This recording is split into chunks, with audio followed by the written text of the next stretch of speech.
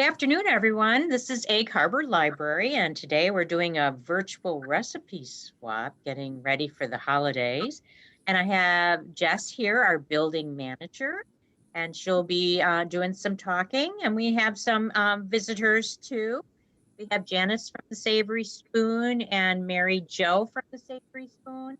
And we'll be talking a little bit about the Savory Spoon too, because I spent a couple of summers there and I'd love to share about it and my experiences.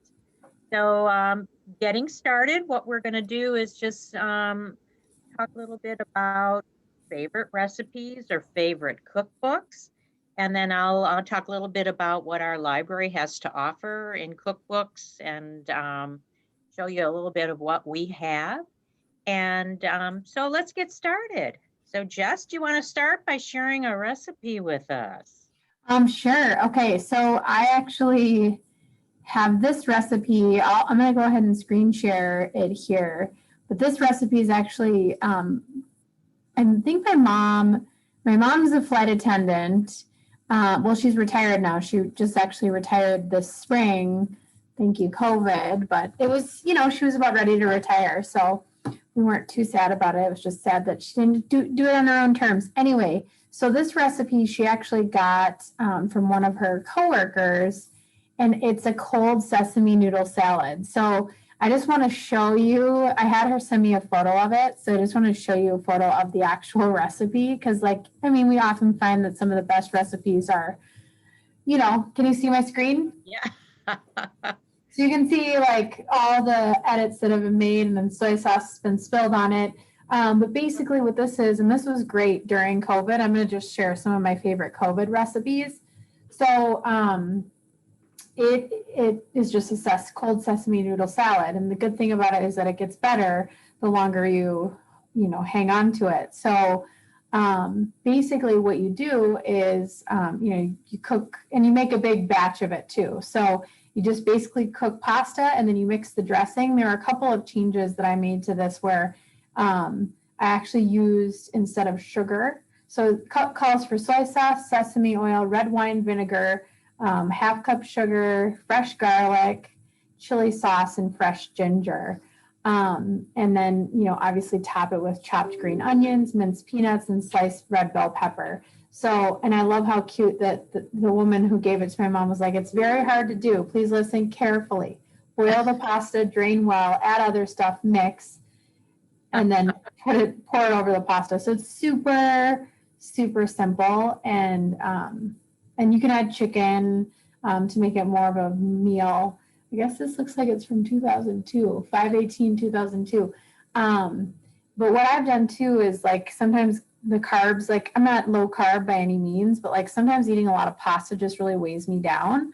So I found this really great Banza pasta salad that's actually made from chickpeas that I recently substituted. So that's kind of a fun, easy one. My friend had a baby in April and we did a meal train and I wanted them to just have a lot of food that they didn't have to really mess around with. So I made them a big batch of this. So yeah. Yeah, that looks like a good one. I like that. Yeah, it's simple, and some of these recipes that I share, I make my own modifications, but you can tell it's a well-loved recipe. Yeah. Well, I have several different. Oh, Janice. You paused a little bit when you spoke about the sugar, and a half a cup sounds like a lot of sugar. Yeah. So I ended up just doing a 1/4 cup of sugar because that was a lot of sugar for me. And then I actually just used unrefined sugar too, which takes a little bit longer to dissolve. You probably know that. But yeah, it was too sweet when I made it the first time. Way too sweet. So I would cut down the sugar on it for sure. Okay. Well, I have lots of favorite recipes, and I decided to take all of my favorite recipes and put them in a book. So the book is a digital book, and I just made a quick copy of it. And I've done this a couple of times. This is this book this little cookbook is it's like you should have a few recipes that you can always have for company or for holidays. And so that's what this is. And then one time when I was teaching, I did an online soup cookbook. And we would have soup during tech. I was the tech trainer. So I would bring a big pot of soup to make people come. And so then I would share out the recipe in an ebook form that I had made. There's a couple of websites out there where you can put in your recipe card, just take a snapshot of it and have everything digitized. So this one that I put together, I was living in Germany and I was trying to consolidate everything. And so I went through all of my recipes and came up with my favorites. And so I have a couple of favorites that I make sure I do during the holidays. And this one, and it's in a couple of places, is called the Frango Mint and Cheesecake. Now, Frango Mint, anyone, Jess, do you know what a Frango Mint is? No, I don't. Okay, so anyone else know what a Frango Mint is? So if you're from Chicago, you know about Marshall Fields. And Marshall Fields sells Frango Mints. And so this is a Marshall Fields cookbook. And they have a little cafe in the basement of the store in Wauwatosa, Wisconsin. But in Chicago was their flagship store, and they have the Walnut Room. And every Christmas you would go there, and they would have this huge Christmas tree. And the chicken pot pie was what everyone would get. Mary Jo, you know about Marshall Fields. Shake your head. You're muted. She knows. So in this book is the Frango chocolate cheesecake, and the recipe's in here too. But this recipe is the same, but I have to tell you how I got this recipe. So back maybe 30 years ago, you would taste something and you would be, wow, that's so good. And there was no internet to like say it would have Frango mint, cream cheese. You couldn't do that, but you could write to this column in the Milwaukee Journal, and they would then put it out in the newspaper. Such and such is looking for this cheesecake that is so good, and it's got Frango mint. And so then like a week later, then they find it and they put it in the newspaper. So this is my Frango mint. And it's this, then it came out in the cookbook. I said, I went through all that work to get this recipe, but it's the same one. And it's a delicious minty cheesecake, and reminds me of Chicago, and reminds me of Christmas. It would be something you'd make for a special occasion. So I'll put wait, that up. Janine, the Frango mint, so that's not like a type of mint, that's that's the cheesecake dessert? Yeah, let me show you what a Frango mint looks like. Ah. Oh, they're so good. Now, Macy's still sells Frango mints at Christmas time. So there's still Macy's around, right? Mm-hmm. You don't know what's around anymore, but Frango mints, and I seem to get a box at Christmas from somebody. Mary Jo, do you ever get boxes as gifts from people? Do you? Maybe Mary Jo would get them too, because she's from Chicago. But they're just little chocolate mints, and they're just so good. I'll make sure to get some for us here at the Crest to try them out, but they're delicious. And this cheesecake is really good. And I'll post that recipe for you all to see. Jess, when we're done with this, on the Crest Facebook page, can we put the recipes? Yeah, absolutely. Out? Okay, so that'll be easier for people to see, because it's pretty hard to just see from the books. So I took a part-time job during Christmases at Marshall Fields. So always when I buy a cookbook, there's got to be a reason. And I I went through their whole menu in the basement I don't think I made any money at Marshall Fields. I spent it all as fast as I could make it. But this just kind of is a memory of my time there. So that's the Marshall Fields cookbook. And I know a lot of people from Chicago have this cookbook as memories from Marshall Fields. So it's fun cookbook. So I have another cookbook and a cookbook story. And this one is called The White House Chef. And this chef, this head chef, was during the Bush administration and the Clinton administration. And back when I lived in Milwaukee, I was Janice. I was a volunteer assistant. For him. And we would get authors in. And this author was the White House. This was his book. And then we would prep these meals. He would give us the meals to prep. And so this was back 2007. And he would give us the meals. And then usually at the end, he gave us a cookbook. You know, different authors would give us a cookbook. And he made it a fantastic enchiladas. Ooh. I know, it was a great enchilada. And I talked to him about, I knew about him before he came because I said, I have been using your enchilada recipe. And it was Bill Clinton's favorite food that this author, and he put, Janine, from one enchilada lover to another, enjoy these stories and recipes. And so, so from my time in Milwaukee being an assistant, I have a few fun cookbooks, and you know, Is it a chicken enchilada or is it a beef enchilada? It was a chicken enchilada. Okay, even better. Yeah, I don't think Bill Clinton's eating it anymore because he's a vegan, but back in the day he wasn't. So. Well, maybe he makes a vegan kind. So, do you have a favorite cookbook, Jess? I didn't bring it actually, but let me pull up a photo of it.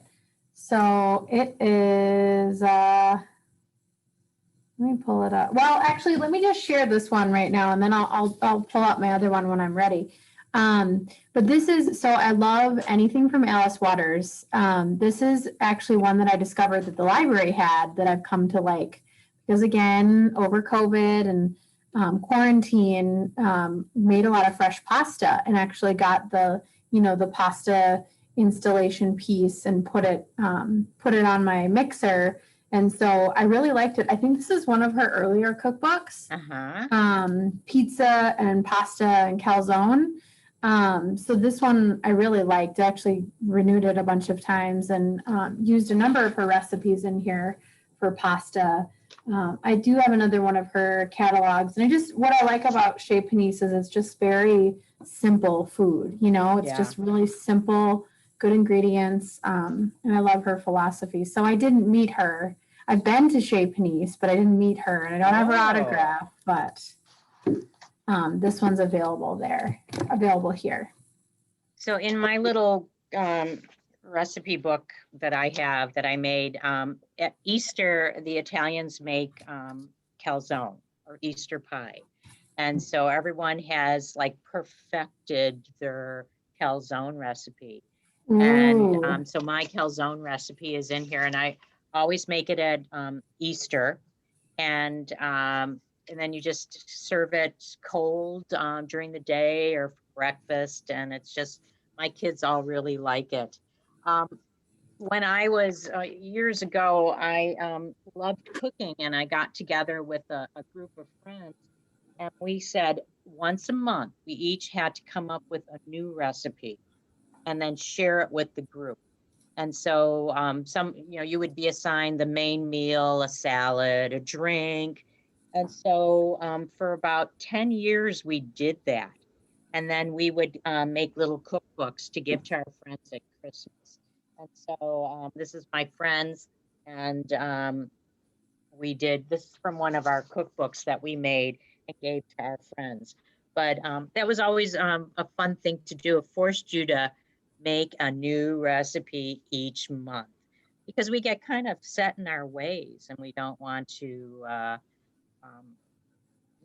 just do the same thing. It's easy. So, but You know what I yeah. found that I really like? Have you ever listened to Milk Street Yes. on Yes. WPR? I love Milk Street. I discovered it during COVID, and I love Christopher Kimball, and I feel like I got a lot of inspiration out of that show. In fact, I even like joined the like membership, and they produce a like magazine, a quarterly or every other month magazine. And I found a lot of inspiration there. Oh, that's cool. I always see those ads and yeah, that would be. What were you going to say, something. Janice? I was going to say, so remember he has the Cooks Illustrated. Mm-hmm. And I think what I've heard is that he remarried a younger person. And I think that what happened is that person may have said, we need to update this. And now it's a little bit more like Savour, which is they take you to unusual places, as where Cooks Illustrated, clearly said, this is how you do onions and this is how, like that. And now he's going worldly, so to speak, which I think now that everybody's cooking more, you can't just still be doing, this is how you caramelize onions. I mean, I think we can, but Yeah. Yeah. Well, Yeah. and I think it's interesting because I didn't realize that Cooks Illustrated was him too, because Yeah. his new Yeah. publication, the Milk Street publication, I really liked it because I thought it was really similar to Cooks Illustrated, where it's like, yeah, oh, we have a copy of it here. So it's yes, we at the library and most libraries have a subscription to Cooks Illustrated. And I have a couple of their cookbooks, and we have their cookbooks here in the library. The cookbooks are behind me. We have quite a few, but Cooks Illustrated is one of our magazines. Let me just share out what our other magazines are. Yeah. And so Cooks Illustrated is one, and you can check these out for a month.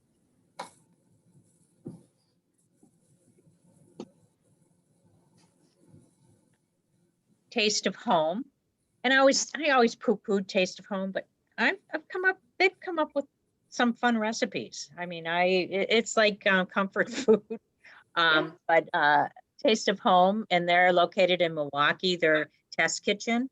Has anyone been to their test kitchen? Several of their test people have come here before to kind of check out. Oh, cool. Yeah, I think it's in Greenfield or Green something, but it's in Milwaukee, and it's a fun day trip to go to their test kitchen. And so it's a fun place to go. But so we get Taste of Home, and Real Simple usually has some recipes. And Martha Stewart's Living. I just like looking at the pictures. And Better Homes and Gardens, which has been around forever, always has some really nice recipes too. So these are ours, and depending on which library you go to, Sister Bay probably has some different ones. I don't know, Janice, have you checked out their magazines? I haven't, but kind of going back to Cooks Illustrated, I think that you can highly, highly recommend the Cooks Illustrated, their regular cookbook and their baking cookbook. To me, those two cookbooks are the, what was the red checkered one? Oh, I think those two are the Betty Crocker of today. Yeah. Those two. Okay. I have the Soups and Stews of Cooks Illustrated, which I use quite a bit. That's a nice one too. Yeah. I want to share that cookbook really quick if you don't mind, that I was just go right ahead. So I really love, I guess kind of my overall theme lately is just something that's like very like basic ingredients. I really like Allison. Oh, Reynolds. Yes. Nothing yes, we fancy. have that. We do. And then I think we have her other one too. And I I really like the New York Times food interface. Like you can download the app and like save the recipes and things. And so I really love her approach to entertaining. It's just like, very easy and fun, and everything that I've made out of there. In fact, the celery fennel with walnuts and blue cheese recipe was really great. But these are like, she talks to you like a real person. I mean, it's very like, I guess it's appealing to people who probably cook a lot and then people who don't really. She's just very real in it. And so I really liked it. So Yeah. we have a book sale area in our library, and one thing people like to get rid of is cookbooks. And I mean, I usually take them home and then bring them back and put them in the sale area. But one of my favorite authors or cookbook authors is Jamie Oliver. Yes. He's what got me inspired about making pizzas. I use his a lot of his pizza, his pizza dough recipe for my wood fire pizza oven. But I love this one, the 5 ingredients, because he has the 5 ingredients, and then it was just, it goes through fish and chicken and pork, and very simple, nice. $1 at our book sale area is this nice cookbook.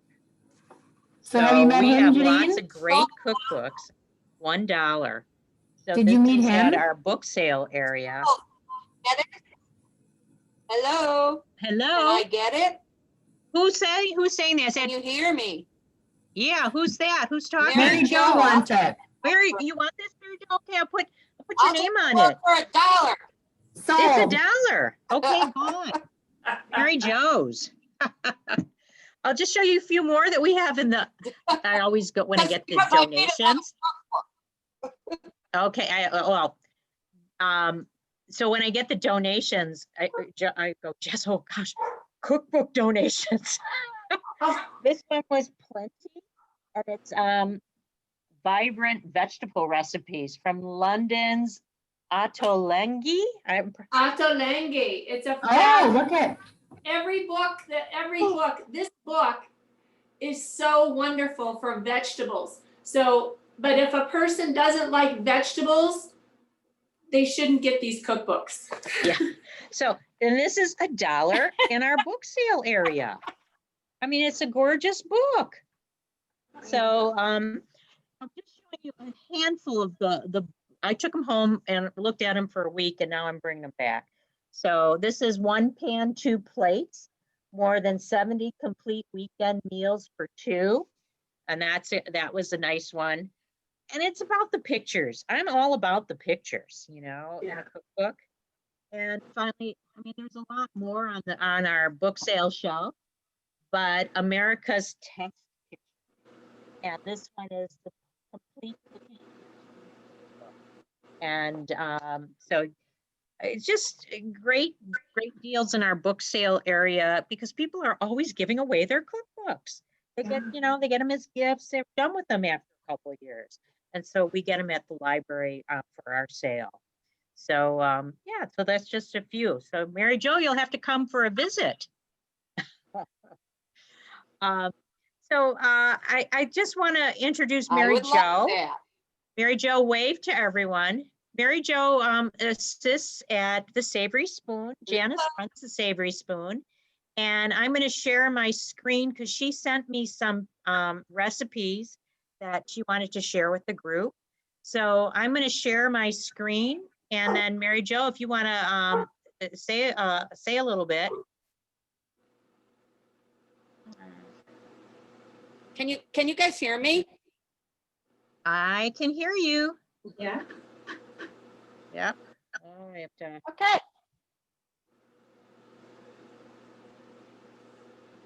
All right, there we go. Okay, so Mary Jo, you want to talk to us about your autumn butternut casserole? Yeah. Well, this has kind of a funny story, because one time I spent the Thanksgiving weekend with vegetarian friends, and I was rather distraught because, vegetarian Thanksgiving sounded kind of boring. But this was the recipe that I brought, and they loved it so much that this is their mainstay recipe every year since, and that was years ago. And it comes out of a funny little book that was actually Benson and Hedges cigarettes. And I've had this book for probably 40 years. I never smoked. Somebody gave it to me. And it's recipes from Great American Inns. And it's still, you can see it's pretty worn, and it's still one of my little tiny go-to books. You know, it's still on my shelf, and there's still a lot of recipes in here that I use. So, yeah, I know this you is a sent great some side dish, but if you some do cool have pictures. vegetarian friends, which we all do, yeah. So Mary Jo, what's a ahead and show Jonathan those. apple?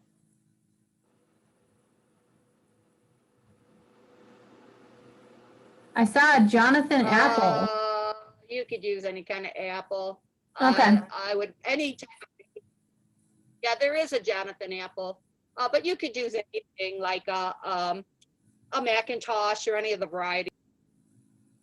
Okay. Macintosh is my favorite simply because we had a big old Macintosh tree in our backyard a long time ago. all right. And it looks like you do a lot of clipping, because the So, next picture you sent me, It is, if you get invited. Go ahead. so it looks like you have some different ways to entertain. I like this idea of using the squash and the cabbage for a fall meal. So you do a lot of clippings? I am a clip-aholic. I'll admit it. I have 40 years worth of recipes that I have clipped. Fortunately, now you don't have to sit in the doctor's office and try to rip them out with nobody seeing you With any no one longer, looking. because you can snap the picture with your handy dandy.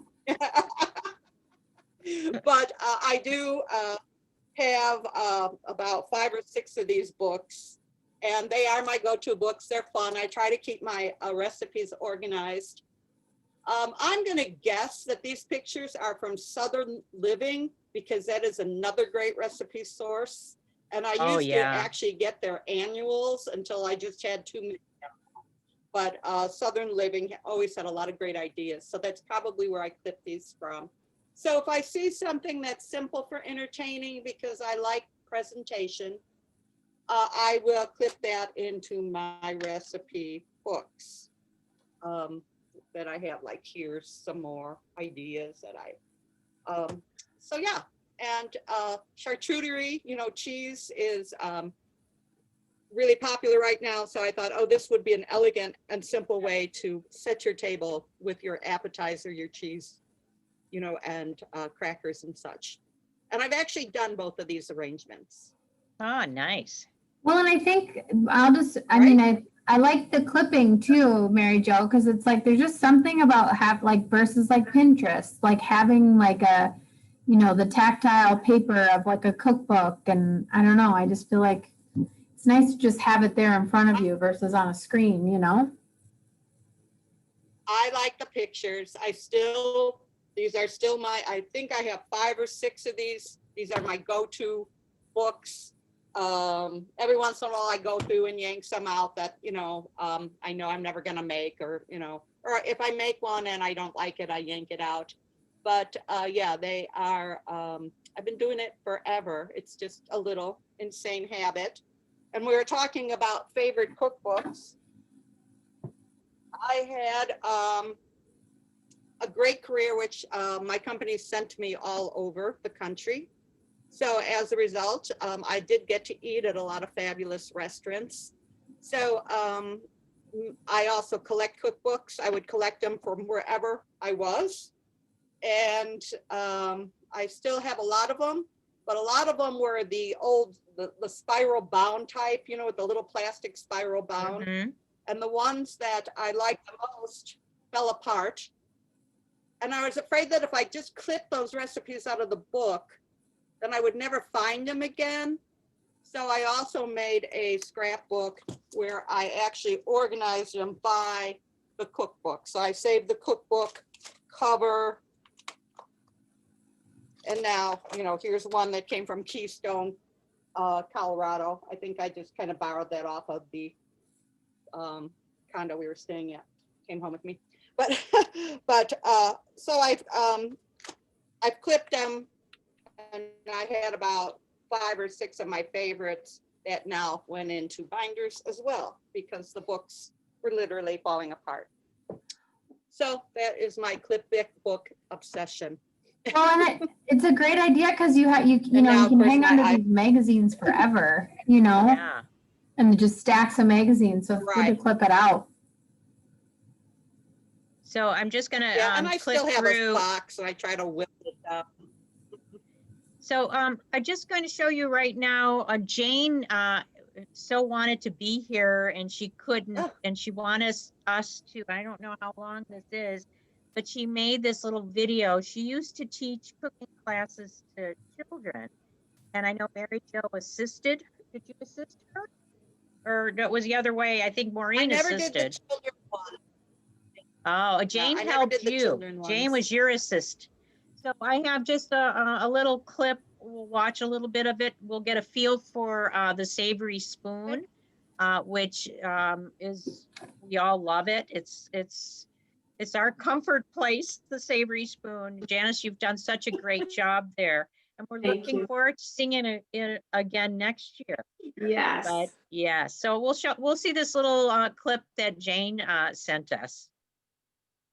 Oops, maybe not. Hold on.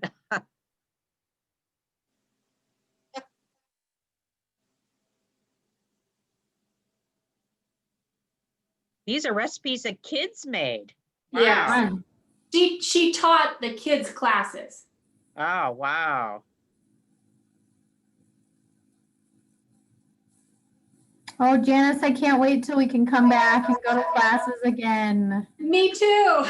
Ah, I really missed it this summer. It was like our annual tradition of going. I think I did 2 last year. Oh, wow. Call from 92025. We went to the farm first. Oh, Ah, nice. yes. That looks good.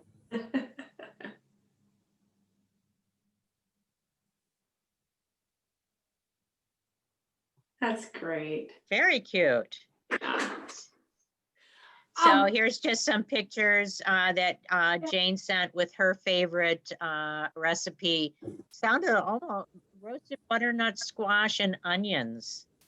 Not the same as Mary Jo's, but butternut squash, it's that time of year. Soups and then Janice sent this fresh cranberry chutney, which I remember it well. And when you is, toss in the Grand Marnier, it's really good. yes, yes. So Oh, that's Janice, question. a nice one to have at Thanksgiving. Thanks Question. for sharing that with us. That's Yeah. a good one. Janice, question on this one. So like I have these cranberries that are frozen, that are like they were fresh frozen or whatever. Could I use those, or does it have to be fresh cranberries? It needs to be fresh. Okay. And then once you make this, then you can freeze it, which is fabulous because the sugar kind of preserves it and it continues to have that crunch. So let's say you were going to have turkey sandwiches, you know, like the second week of December. You just take that out and thaw it and put it on your sandwich. Mm. And I Okay. freeze it in 1/2 cup so that you can just pull out a little with pork. It's great with all kinds of things. Okay. Wow, that sounds yummy. Yeah.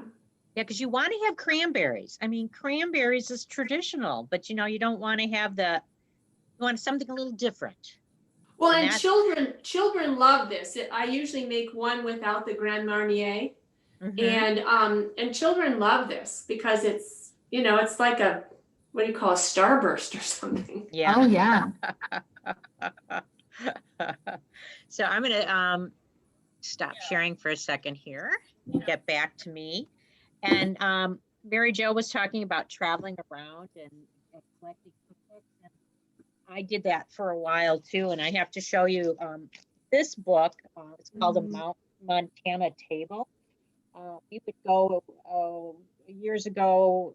We did this for about 5 years. We would go to this Chico Hot Springs Resort, and Chico's Hot Springs in Montana is just near Yellowstone, and it's hot springs. And then they have this 4-star restaurant there, and this is their book. And we would stay there, and then we would go to Yellowstone.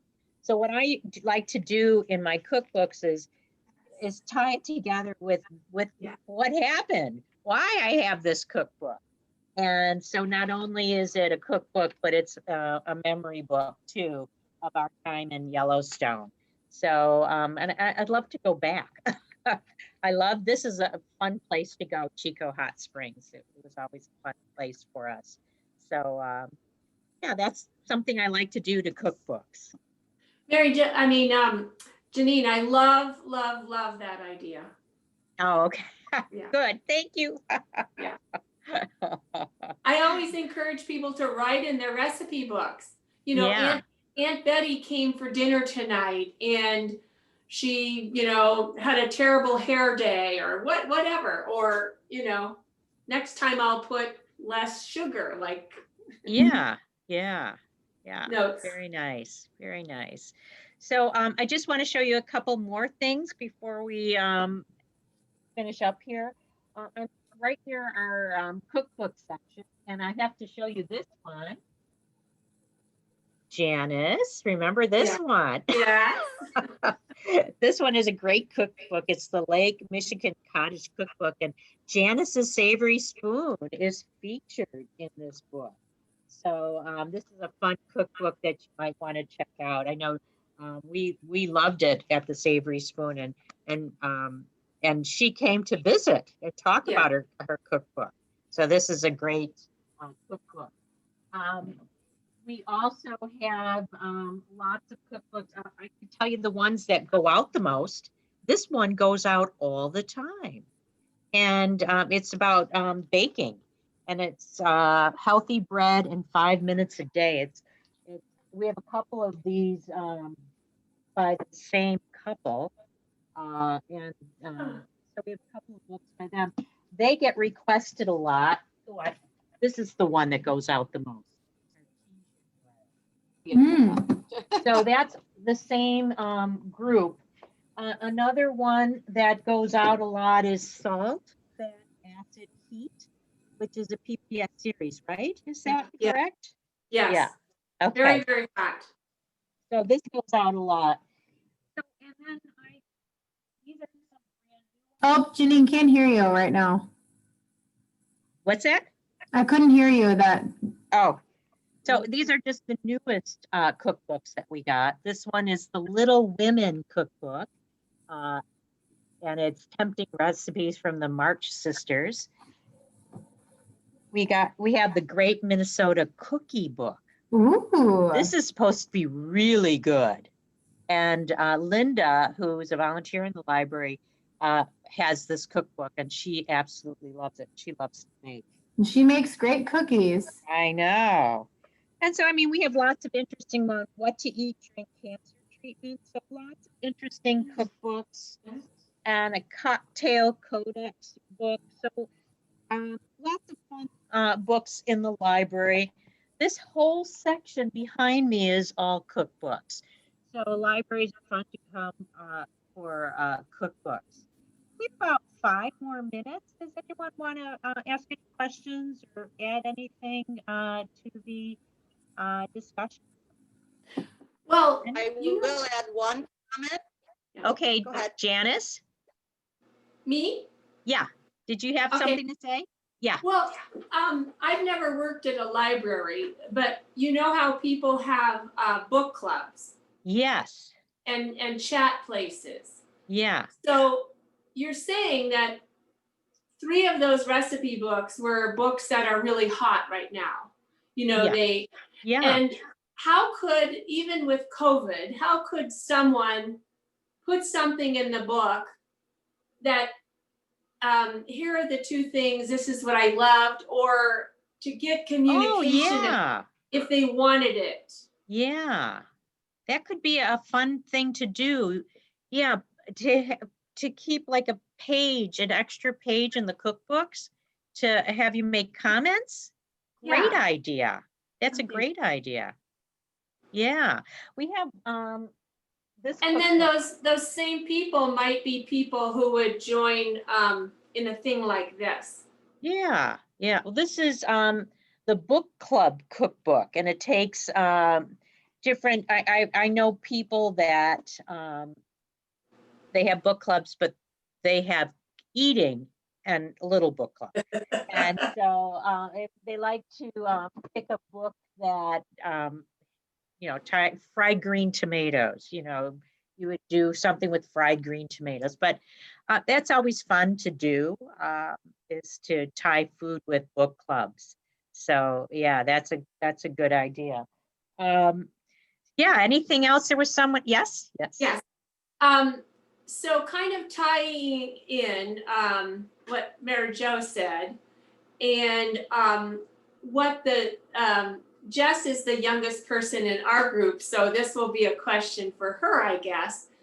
For instance, I have favorite recipes downstairs in the school, and I have a 3-ring binder for bread, a 3-ring binder for desserts, and so I print them off and put them in plastic sleeves. Now, my daughter-in-law has, she's 38, and she has started doing that because she finds, instead of putting her computer on the counter, with children or food or all of that, that's what she started doing. So Jess, how would that fit into your cookbooks, let's say? Yeah, I think. Or Janine, I don't know. But Yeah. you're the youth. Yeah. I mean, I think that, so I feel like that there are a couple of purposes. So like that is like the tried and true, like best recipes, like, but then you have your cookbook for inspiration. Do you know what I Right. mean? So I feel like the two can definitely, plus Mary Jo's idea of like clipping things out, because I have, 4 different magazines that I subscribe to, and then I've got like, a giant stack of them. So I feel like that's a really good way to kind of blend everything together and take the things that, and even like that, tattered piece of paper that my mom's, given me, like if I had something to put it into, I think that's a great idea. Mm-hmm. Okay. That is a great idea. Yeah. Because I mean, you can get your iPad, you can take your iPad out, but it's just having that cookbook there that you don't have to worry about, splashing things all over, and, and then I don't know, I guess it's just something, maybe I'm different than other people my age, but I really like that tactile recipe. Yeah. Yeah. Awesome. I like saving the pictures. Can you hear me? Mm-hmm. Yep. I like saving the pictures. And you can still buy these. These are books that are like the photo album type things with the sticky pages. If you can see that. These are great, So I keep a stack of these, and it helps me when I clip them. It helps me to keep them organized. And when I'm sitting and planning, what I'm going to make for the holidays, while I'm watching TV, I can pull one of these out and flip through them and go back and find my favorite recipes. So it's just a haphazard way of organizing them. And I did want to mention one more thing. Of course, I've been to Poland, and ever since I've been obsessed with how good the food's to Poland. So if you have not caught that yet, I definitely would, recommend that you find that. It's coming on Saturday afternoons, and she's going all throughout Poland and tasting, different, restaurants, and then she features some recipes. And I really want to go back now. It's a good show. Well, and then the last thing I'll say about like an actual cookbook is I've found myself so many pop-ups online that you're, or Oh. like, you know, you find a recipe, but it's got a blog post that's like 2 pages long, and you know, I mean, which are kind of entertaining to read sometimes, but you don't have to worry about pop-ups, you know, and long narratives. You can just get the recipe that you want. Well, and what I'm noticing a lot of, and I sit there and stare at them, is these little video clips, and it speeds up. And I sit there and I watch them, and then I look for the recipe because I'm like, well, that's really easy and that looks really good. Well, and hey, we've got a copier here. So if you find a recipe that you really like, you can copy it out of the cookbook and then you Yeah. print it and then you've got it right there. So Yeah. We have a lot of patrons that do that. We have one patron who she comes in with cookbooks all the time. The pages, you know, all she has bookmarks on all the pages, and she takes copies of it. Yeah, that's a great way of doing it. Yeah. I might as well share my latest obsession.